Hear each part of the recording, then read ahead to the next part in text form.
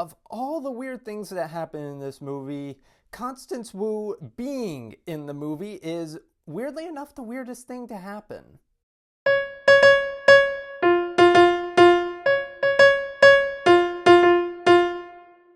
Hi, my name is Ryan Lane, and welcome to my review channel. So for today's movie, I will be reviewing East Bay, directed by Daniel Yoon and starring Constance Wu, Kavi Ladnier, Daniel Yoon, Edmund and Destry Miller. So Jack Lee, played by Daniel Yoon, is going through a bit of a rough patch in life.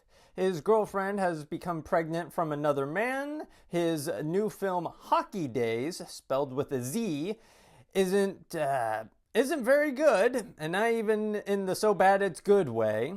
And he's stuck in a dead-end part-time job.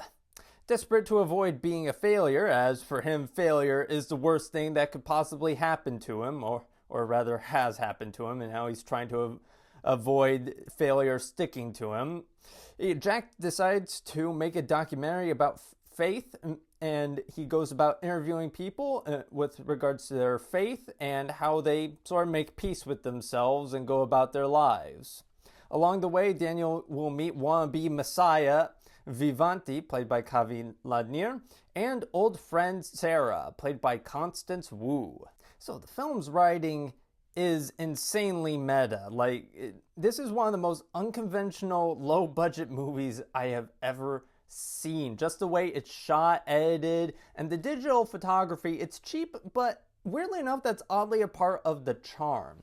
The film has fun lampooning Hollywood and its depictions of Asian Americans because, as one guy at one point states in the film, stereotyping is easier. The film lends itself to hilarious comedy. It can be a little bit repetitive at times, with our main protagonist, Jack, uttering the F-bomb, whenever things start to go sideways. But again, still, there's plenty of raw dialogue that incites quite a bit of hilarity. Right from the very beginning, there's a log line that reads, "A low-budget ethnic movie." I was like, okay, all right, I'm in good hands here. I'm in good hands.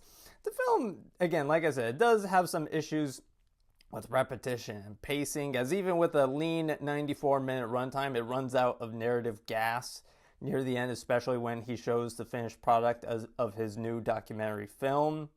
And there's one odd moment where Jack goes on an obscenely racist tirade, and Sarah just easily forgives him by the next scene. It's almost like it didn't happen, which might be the point. The film has this thing where anything that's a fantasy happens in blue color grade, but I don't know. The film seems to violate this rule. I don't know. Maybe I just didn't understand the movie, or maybe the writer didn't understand what he was writing.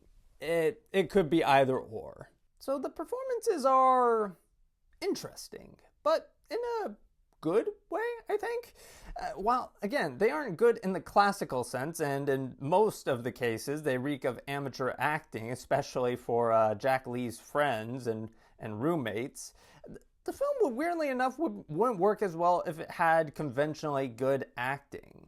The actors, most of them delivered their lines in a way that is so idiosyncratic, it's almost as if their characters themselves realize they're in a movie and are intentionally acting bad out of spite, much like the characters in Jack Lee's admittedly not very good movies.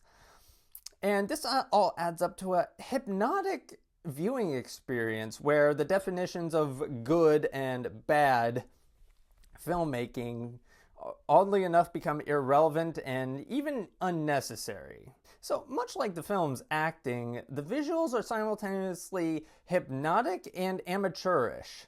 The film uses everything from color grading to changes in aspect ratios to convey our main protagonist's loose grasp of what is real and what is fake. The film also combines shallow focus and frame-within-frame techniques to visualize the obsession with the representation of ideas rather than ideas themselves. I mean, the most amazing visual comes when Jack, he does his documentary, and what he'll do is he'll set the camera up and he'll have the little view finder set up where we can have two choices. We can watch the person being interviewed who's in shallow focus, or we can watch the visual that is playing out on the camcorder, and it weirdly works. So I won't be giving this film a star rating. Not because, it was bad or anything, a la Anyone But You, which absolutely sucked my soul out and left me with no choice but to give it a 0-star rating. This film, I have no idea how to rate it. It is, much like Asteroid City, it is so unconventional, if not quite, as polished, that, a conventional rating system just isn't on the table. So, yeah, another I have no idea what the hell to rate this movie rating. I hope to have another one like it. So with all that in mind, thank you for watching, and have a good rest of your day. If you like this review and would like to see more like it, be sure to like and subscribe and leave a comment down below. And for today's comment section prompt of the day, what is your favorite low-budget indie film and why?